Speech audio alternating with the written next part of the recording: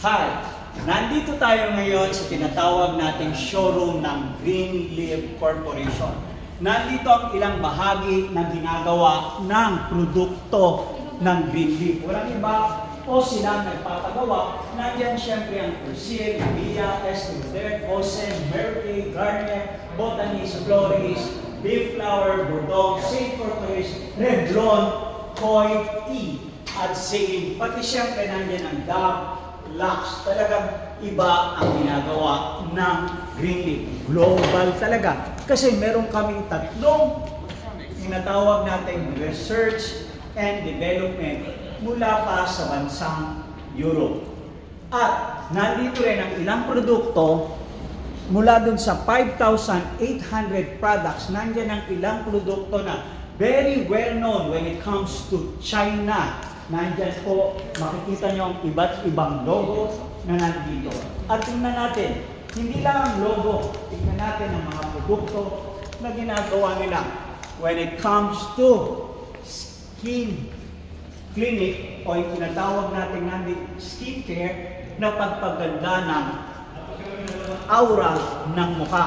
Nandyan, talagang matutuwa kayo at nandito ang tinatawag natin iba't ibang organic, talagang non-toxic ang mga produkto natin. Nandyan, kanilang pinagmamalaki ito. At nandito, syempre ang tinatawag natin very well known at very expensive sa ibang lugar. Pero sa Greenleaf, sa Pilipinas, mura lamang. Walang iba kundi ang C-Lux. At nandito rin ang tinatawag natin, isa sa paborito ko, ang tinatawag natin ang gatas ng kape o ang tawag dito ay goat milk. Ang goat milk po ay talagang nutritious bagay sa akin to, lalo na sa mga taong merong diabetes. At ang maganda nito, hindi siya matamis at siya ay salty pa, talagang nutritious ito. At ang malapit nito, meron din silang tinatawag na napkin na merong negative ion. Yung ibang company, hindi sila nagmamanufacture. Pero dito, tayo ang nagmamanufacture. Kaya ibang-iba ang dating ng Greenleaf. Dahil dito, bilyon-bilyon ang ginagawang napkin. Siyempre, ang population ng mga Chinese ay billions. Tignan natin. Ang maganda pa dyan, siyempre, merong tinatawag na shampoo, pangligo, pink, at meron pa tinatawag natin conditioner. At hindi lang yan, tingnan pa natin dito sa paligid na ito. Yan. Siyempre, hindi ko maintindihan yung sulat, pero naintindihan ko, stain removing. Yan po yan.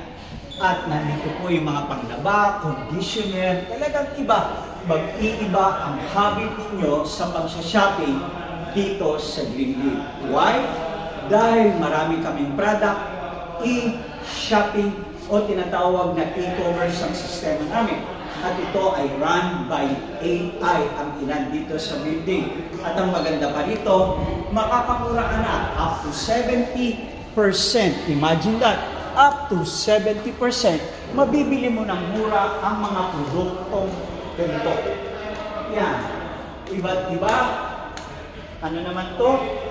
Serious, kilala to dito sa China.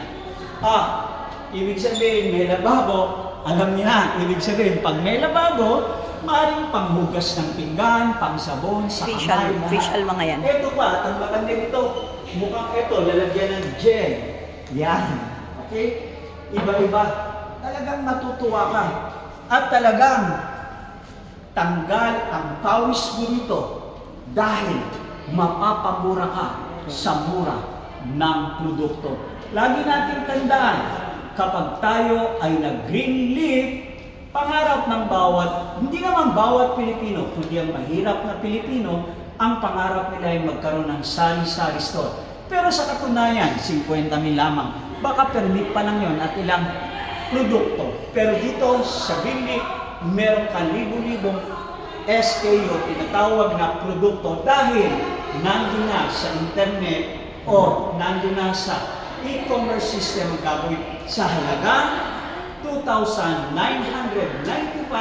meron ka ng product voucher na nakakahalaga ng $200 or 11,000 pesos. Imagine niyo, hindi ka na magdi-deliver, i-deliver ng kumpanya namin at magkiklik lang sila, kikita na ka, makakatipid pa sila, nagpalat lang namin sila ng brand o switch branding. And I believe, once na nag-Greenleaf ka, you need to wear sunglasses because your future is so bright.